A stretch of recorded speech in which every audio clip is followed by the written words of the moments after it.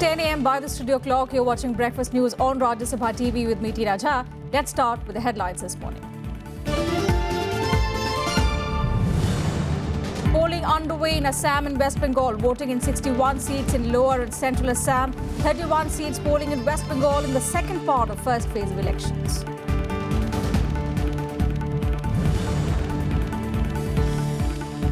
DMK releases poll manifesto, promises complete prohibition and a Lok Ayog, also promises implementation of the Setu Samudram project. Judicial probe ordered into Kerala temple tragedy, 5 people detained for carrying out fireworks. Travancore Devaswam Board bans fireworks show in temples. Prime Minister visits spot, assures all central assistance.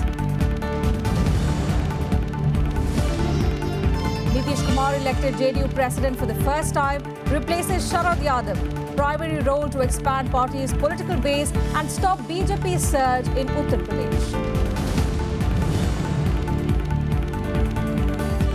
Finance Minister Arun Jaitley says the Congress won't celebrate when the details of Panama investigations come out, refuses to recuse himself from matter after opposition claims a person close to him named in the papers.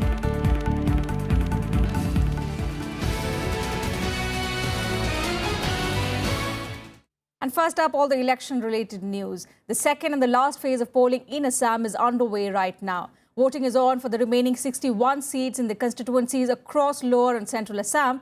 The Congress, the BJP, AGP, BPF alliance and AIUDF are locked in a keen contest for the 126 assembly seats. 525 candidates are in the fray.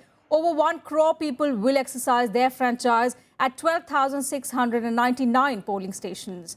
With over 50,000 polling personnel deployed, security has been tightened across the constituencies, particularly those in 4 Bodoland territorial area districts where NDFBS ultras are active, and in Goalpara district, which witnessed a bomb blast recently. Strict vigil is being maintained in Dhubri district bordering Bangladesh and Baksa sharing border with Bhutan.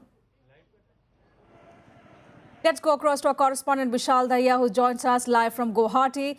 Vishal, earlier in the morning when we spoke to you, you took us through the security arrangements in the state. Now, if you could put into perspective for us and our viewers the significance of the final phase of elections in Assam.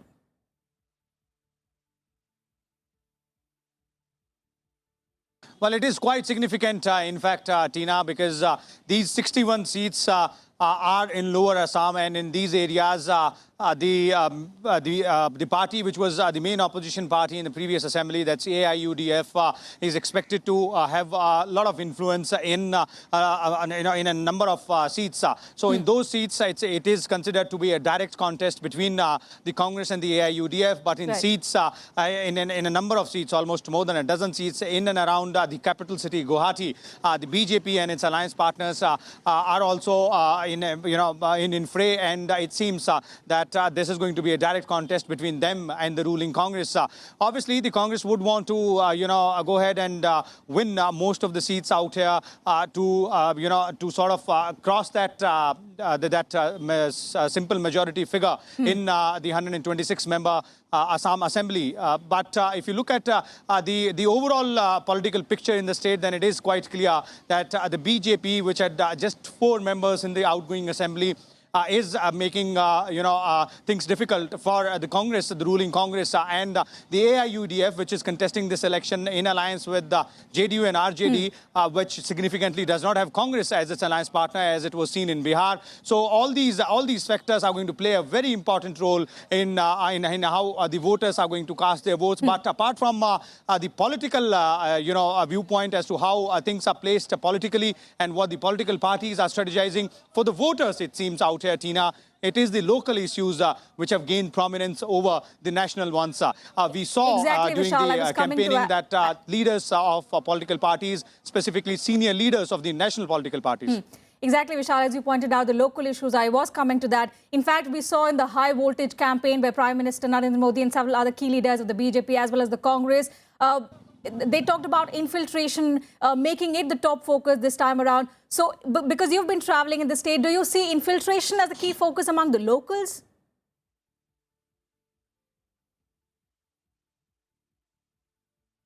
Well, infiltration and the issue of illegal migrants is something which was harped upon by almost all the major political parties during the campaign. And we saw that bitter war of words between the BJP and Congress, the Congress and AIUDF, the AIUDF and BJP. So all of them were accusing each other of indulging in politics over this particular issue. And yes, people out here in Lower Assam do have, this issue at the back of their mind. But then, as I was saying, it is the lack or, availability of the basic facilities, be it the supply of water, electricity, or better infrastructure for education, health. These all are the issues which have gained prominence. We spoke to a number of voters in the morning and in and around the capital city. Those were pretty clear that for them what matters is whether or not their representative will make that daily life easier for them. But yes, the issue of illegal migrants is something which has been played, vehemently by the political parties and does weigh on the minds of the voters. But the other local issues seems to be gaining prominence as far as today's voting is concerned. All right, Vishal, many thanks. We'll keep coming back to you through the course of the day. So as our reporter pointed out, multiple issues playing out on the minds of the voter as they turn out to vote in large numbers today. Moving on, the second part of the first phase of elections will also take place across 31 seats in West Bengal. 163 candidates, including 21 women, are in the fray in the seats that fall in West Midnapur, Bankura and Burdwan districts.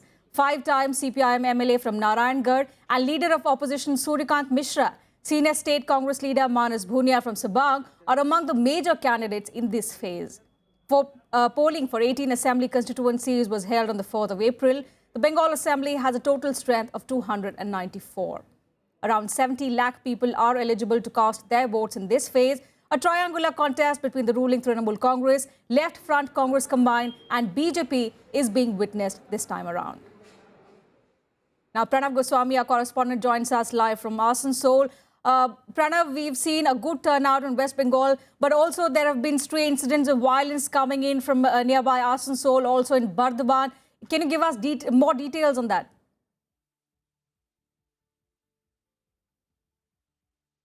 In first round of polling also that happened that a few political party workers they had some clashes and from different polling station we are receiving some sort of violence incidents which are taking place. But overall the polling process is going very smoothly and it's very peaceful. No major incident had happened. But then also security arrangements are very tight and those critical polling station is being monitored by live webcast, and for aerial surveillance all polling stations are being monitored by helicopter also, and center paramilitary forces have been deployed in most critical polling station. But as far as voters are concerned, since morning we've been seeing that people are coming out, and still you can see in these visuals that especially this weather is extremely hot, and then also especially among women voters and youth voters, they are very excited and they are coming here. You can see the enthusiasm in this extremely hot weather also. They are here, they are waiting for their turn. And in first round of polling, there were some complaints by voters that in some polling stations, EVM machines were not properly working. And in this round of polling also, we are getting some reports that in some polling stations, EVM machines are not properly working. And then political party workers are also alleging that in some polling stations, some political party workers are trying to manipulate the EVM machines. So that is the reason that Election Commission has decided that they will examine in those polling stations where more than 90% voting is recorded, or if it is less than 10%, then Election Commission will scrutinize those polling stations and they'll examine. So these are the pictures which are coming presently from West Bengal. Okay, Pranav, many thanks for joining us and giving us those details. So some stray incidents of violence here and there in West Bengal in the 31 seats that are going to polls today. In fact, voting is underway. Moving on to Tamil Nadu now, the DMK has released its manifesto for the state. The party has promised total prohibition, setting up of the Lokayuk, revival of the Legislative Council and implementation of the Setu Samudram project, among several others. Party chief M. Karunanidhi, however, did not announce any populist freebie schemes on the scale of free colour televisions it had made back in 2006. It has, however, promised a slew of concessions, including mobile phones for the poor at concessional prices, free Wi-Fi internet for students, waiver on crop and educational loans, inclusion of free milk in nutritious meal scheme, and 60,000 rupees assistance to women for marriage. The party has also promised to increase the minimum support price for paddy in phases to 2,500 and 3,500 rupees per ton for sugarcane, and also announced other sops for farmers. Releasing the manifesto, Karunanidhi attacked AIADMK chief and Chief Minister J. Jayalalitha over her promise of implementing prohibition in a phased manner and dismissed it as deceitful.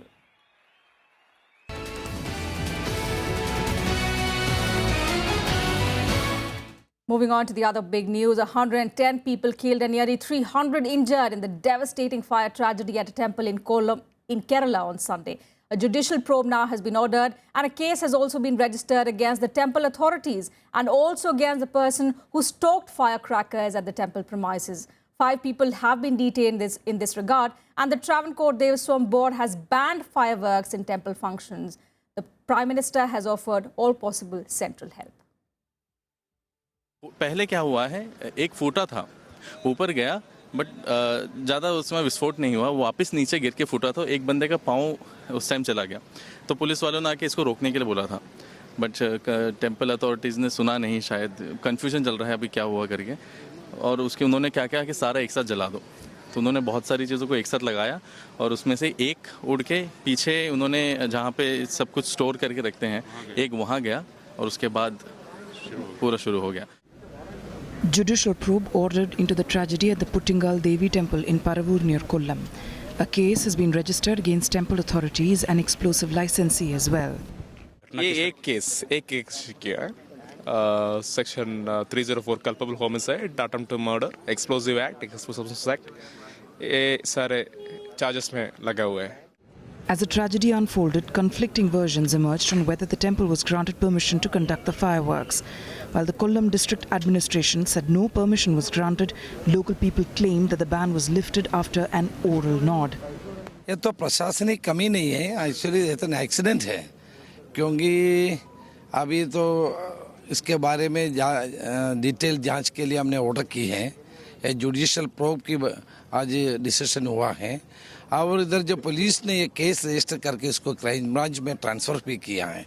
सो विस्तार में जो जांच के बाद ही तभी तो मालूम पड़ेगा कि क्या कारण है, किसका जिम्मेदारी है, इसमें क्या कोई प्रशासनिक कमी है, इसके बारे में सारे चीज़ अभी तो मालूम होगा. Prime Minister Narendra Modi took stock of the situation himself, visiting the spot of the tragedy and later hospitals in Kollam and Thiruvananthapuram, where the injured are being treated. Health Minister JP Nadda is stationed in Kollam with a specialized 25-member team of doctors drawn from premier medical institutions in Delhi. The Prime Minister expressed distress at the tragedy, offering all central government help to the state. आज का जो हादसा है वो बड़ा ही दुखदायक है. कोई कल्पना नहीं कर सकता है कि मौत इस प्रकार से आ सकती है. जिन परिवारों ने अपने स्वजन खोए हैं उनके प्रति मेरी संवेदना है, और जिनको इंजरी हुई है बहुत स्वस्थ हो, इसलिए मेरी ईश्वर से प्रार्थना है. भारत सरकार पूरी तरह इस संकट की घड़ी में केरल के साथ है, दुखी परिवारों के साथ है. Congress Vice President Rahul Gandhi also visited the spot and met the injured. He lauded the state government's response to the tragedy. It is a tragic accident. I came here and saw the patients. It's a very, very sad occurrence. And whatever the government is capable of doing, whatever can be done, we are doing. Congress President Sonia Gandhi has asked Chief Minister Oommen Chandy to conduct a thorough probe into the tragedy, asking those guilty to be brought to book. The Chief Minister has announced an ex gratia relief of rupees 10 lakh to the kin of each of those killed in the fire tragedy and rupees 2 lakh for those seriously injured. He also lauded the efforts of the public in rescue operations. Police and the fire force and also the public, they did a very good, commendable job in the rescue operations. I congratulate police and fire and rescue departments and also the public. The armed forces pitched in with helicopters, aircraft, ships and medical teams to ensure quick treatment of the more than 300 people injured in the devastating fire. In the wake of the mishap, the Indian Medical Association has decided to move the Kerala High Court, seeking a ban on display of deadly fireworks which are common in the state during festivals and political programs. Bureau Report, Rajya Sabha TV. Our correspondent Ravindra Shoran, in fact, joins us live from Kerala at the moment to give us more details on the story. Ravindra, a day after the tragedy, it seems crackdown has now finally begun. 5 people have been detained. A judicial probe has also been ordered. If you could tell us which way is the probe headed now?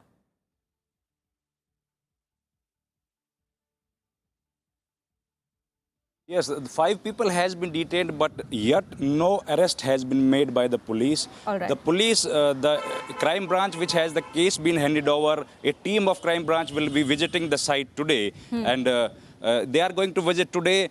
Moreover, what the information we are getting right now, the toll has increased to 108.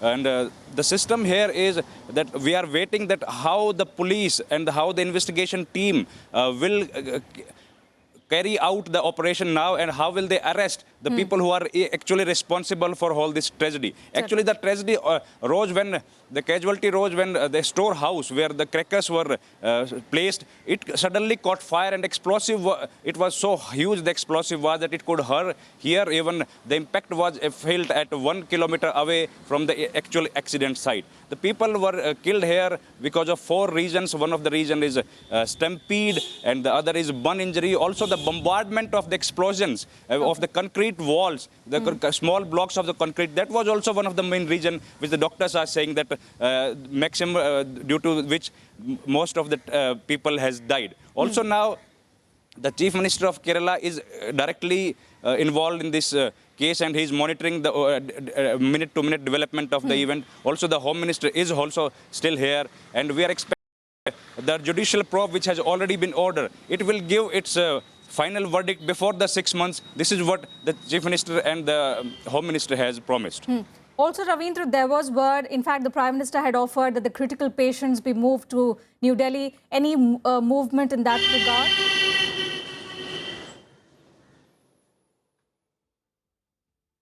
So can you please come again? Ravindra, the Prime Minister had offered to the Kerala Chief Minister yesterday when he went there that the critical patients can, of course, be moved to better cities, to, in fact, New Delhi for better treatment. Do you hear any word regarding that? Because the number of patients is obviously swelling and the hospitals are not able to manage properly.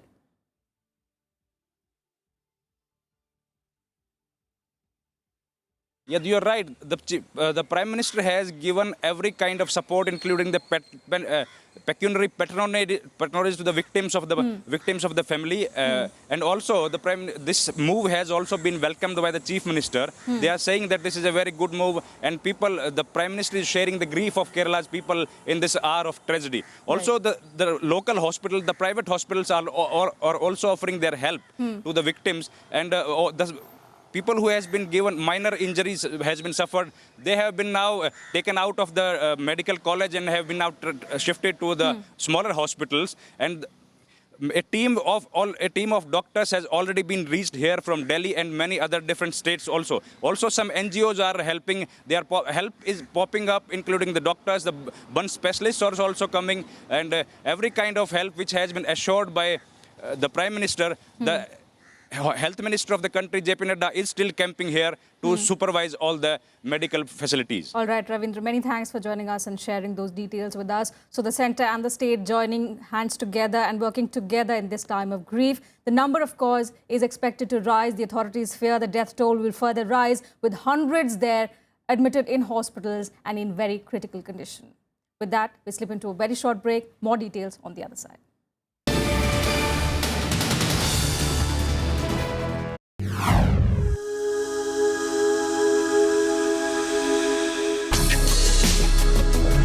Tales that inspire. Stories of social change. A salute to diversity. promoting public discourse. Events that motivate, inspiring the innovative spirit. Watch Rajya Sabha television documentaries on Rajya Sabha television.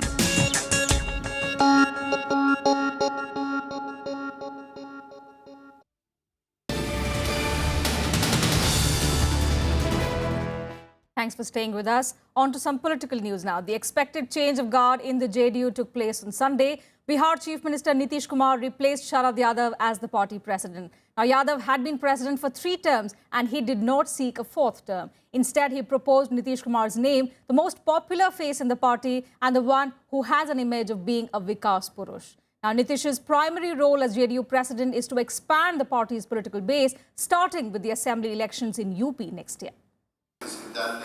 Eyeing expansion beyond Bihar, the Janata Dal United elected its most celebrated face, Bihar Chief Minister Nitish Kumar, as party president on Sunday.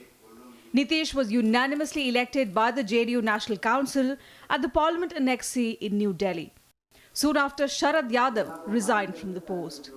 President for 3 terms, Sharad Yadav was not keen on a 4th term. He proposed Nitish Kumar's name instead, which was seconded by several other leaders. The party's national executive will now be convened in Patna on the 23rd of April, in which Nitish Kumar's election will be ratified. 23 अप्रैल को पटना में राष्ट्रीय परिषद की बैठक होगी, जो चुनाव आयोग के द्वारा निर्देशित नियम हैं उनको सेटिस्फाई करने के लिए, जिसमें देश भर के जिलाध्यक्ष, सारे राज्यों की कार्यकारिणी के मेंबर, सारे एमपी, सारे एमएलए, सारे राष्ट्रीय परिषद के लोग शामिल होंगे और विधिवत 23 तारीख को अप्रैल को पटना में श्री नीतीश कुमार जी के आज के इस अध्यक्ष बनाए जाने फैसले पर मोहर लगेगी. The new responsibility will enable Nitish Kumar to lead the JDU from the front and expand it by negotiating mergers with other parties. The first task at hand will be to stop the BJP in the UP Assembly elections next year. हम अपने समान विचार वाले दल, जो चाहे वो लोक दल की धारा के रहे हों या जनता दल की धारा के रहे हों, लोहिया की धारा के हों या चरण सिंह की धारा के हों, उनको धीरे धीरे समेट करके राष्ट्रीय पार्टी बने. बिहार में हमने रोका है, उत्तर प्रदेश में हमारे प्रयास होंगे कि अगर वहाँ भी भाजपा को हम सत्ता में आने से रोकते हैं तो 2017 में ही 2019 की लड़ाई छिपी हुई है. Congratulatory messages poured in for the Bihar Chief Minister soon after the party's declaration. Rival leaders also sent in their best wishes. JDU में कोई अभी दूसरा विकल्प नहीं था. नीतीश जदयू के नेता हैं पार्टी के, तो जदयू पार्टी को मतलब उनके नेतृत्व में पूरे कार्यकर्ता सब बंधे रहेंगे. नीतीश कुमार जी को राष्ट्रीय अध्यक्ष बनने पर बहुत बहुत बधाई. ये पार्टी ही जनता दल यूनाइटेड नीतीश कुमार जी की है. वो मुख्यमंत्री बने, राष्ट्रीय अध्यक्ष बने, सब उन्हीं के हाथ में है. इसलिए मुझे उम्मीद है कि वो अच्छे से जनता दल यूनाइटेड का दायित्व संभालेंगे और ये भी उम्मीद करते हैं कि शरद यादव जी को पूरा सम्मान मिलता रहेगा. Congratulations to him. I mean, though it was much expected for a couple of days, we were expecting this announcement. Having said that, as a Bihari, I hope that his priority should be the Chief Minister of Bihar rather than being the National President of JDU. I hope he'll give priority to the matters concerning our state first rather than thinking of expanding his party on the national level. Speculations are also rife that Nitish's elevation in the JDU national ranks also means that he could pose a challenge to Prime Minister Narendra Modi in the 2019 Lok Sabha election. Bureau Report, Rajya Sabha TV. Finance Minister Arun Jaitley has said that the Congress will not have many reasons to celebrate when the details of the Panama Papers leak come out. Speaking in Kolkata, the Finance Minister said that the multi-agency probe into the revelations is being done in a very impartial manner and rejected the Congress and the Aam Aadmi Party's demand that he must recuse himself from the matter. Now, the demand came after opposition alleged that a person close to the Finance Minister was named in the documents and hence a fair probe is not possible. Jaitley said he fails to understand the reason for the opposition's demand.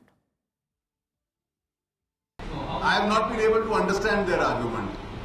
There is a very impartial probe going on. It's a multi-agency probe.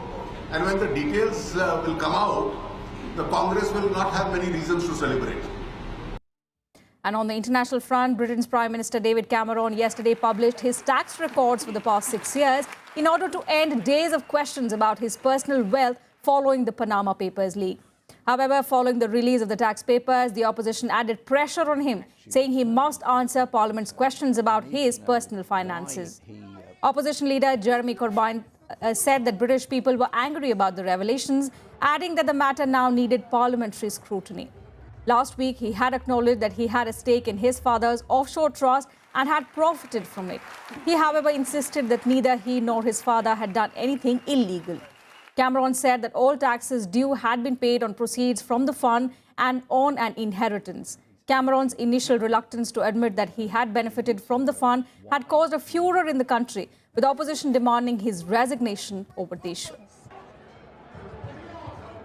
I want to see the papers. We need to know what he's actually returned as a tax return. We need to know why he put this money overseas in the first place and whether he made anything out of it or not before 2010 when he became Prime Minister. These are questions that he must answer. I think there is a question for Parliament there. There is a question for parliamentary standards to question him on this. Well, it's not been a great week. I know that I should have handled this better. I could have handled this better. I know there are lessons to learn, and I will learn them. Moving on, a 7.1 magnitude earthquake hit parts of Pakistan and Afghanistan's Hindu Kush mountain region yesterday, killing at least 6 people. The quake struck at 3:58 p.m. and lasted for several minutes. All the deaths have been reported from Pakistan. Tremors were also felt across North India, including Delhi and the National Capital Region, Kashmir, as well as Uttarakhand. A powerful earthquake of 7.1 magnitude struck parts of Pakistan and the Afghanistan-Tajikistan border in the Hindu Kush region on Sunday. The earthquake struck at a depth of 210 kilometers and lasted for over 1 minute, forcing people to flee their homes. بسیار ورخطا شدیم مشتری ها همگی ورخطا شدن از دکان گریختن دیگه همگی بیرون بر آمدن खाना खा रहा था अचानक एकदम जलजला आया ठीक ठाक आया मैं बाहर निकला तो ये ऊपर से ये सारी बिल्डिंग जो थी ये हिलनी शुरू हो गई यानी कि काफ़ी तेज़ जलजला था और चांस है कह रहे हैं कि दोबारा फिर आएगा ये. So far, no injuries or significant property damage has been reported from the Afghan government, but few deaths and several injuries have been reported from Pakistan, where the tremors were felt in the Khyber Pakhtunkhwa province and also the Punjab province, as well as Pakistan-occupied Kashmir and Gilgit-Baltistan regions. अभी तक हमारे पास 27 बंदे report हुए हैं initially और 27 सारे minor injuries हैं. कोई कोलैप्स ऑफ बिल्डिंग नहीं है, किसी किस्म की बड़ी इंजरीज नहीं हैं. 27 में से 18 से 20 हमने रुखसत भी कर दिए हैं फर्स्ट एड के बाद. Besides Afghanistan and Pakistan, the tremors were also felt in large parts of northern India, including Jammu and Kashmir, Punjab, Chandigarh, Haryana and the Delhi National Capital Region. Tremors triggered panic among people, many of whom rushed out of their homes for safety. Metro services were temporarily halted in the national capital. तो अचानक से पूरे TV वीवी सब हिलने लग गए, वो पानी का कैन हिलने लग गया था, तो हम सब में एकदम सब डर के मारे हम सारे ऑफिस के कलीग सारे नीचे भाग के नीचे आने लग गए थे. The Hindu Kush area, bordering Pakistan and Afghanistan, is a seismically active area with quakes often felt across the region. A 7.5 magnitude quake struck the area on the 26th of October 2015, killing more than 300 people and destroying thousands of homes. Bureau Report, Rajya Sabha TV. And on to some sporting action now. India scored 2 late goals to beat Canada 3-1 in the Sultan Azlan Shah Cup tournament. Chandana Timaya opened the Indian account in the 3rd minute, but Keegan Pereira equalised for Canada in the 23rd minute to be 1-1 level at half-time. Harmanpreet Singh converted a penalty corner in the 41st minute. Talvinder Singh then sealed the fate of the match 3 minutes from time to give India their second victory from 3 outings. With 6 points now, India are 3rd in the round-robin league standings. World champions Australia are at the top with 9 points, while defending champions New Zealand are 2nd with 8 points. India will next play arch rivals Pakistan on Tuesday. The Duke and Duchess of Cambridge, Prince William and Kate Middleton, arrived in India yesterday. They are on a 7-day tour of India and Bhutan, which is aimed at building strong bonds with both countries. The royal couple visited the 2611 memorial at the Taj Palace Hotel in Mumbai and laid a wreath at the memorial. They also spoke to hotel staff who were present when the iconic hotel was attacked in 2008. The next stop for the Duke and Duchess was the Oval Ground, where they took part in a cricket match between beneficiaries and representatives of 3 charities based in Mumbai. They then dined with Bollywood's elite to celebrate Mumbai's film and creative industries, capping their first day of a week-long tour of the country. The Duke and Duchess will be in Delhi today and begin their tour by paying respects to India's military contributions and honour the memory of Mahatma Gandhi. And that's it from us in this bulletin. Thanks for watching.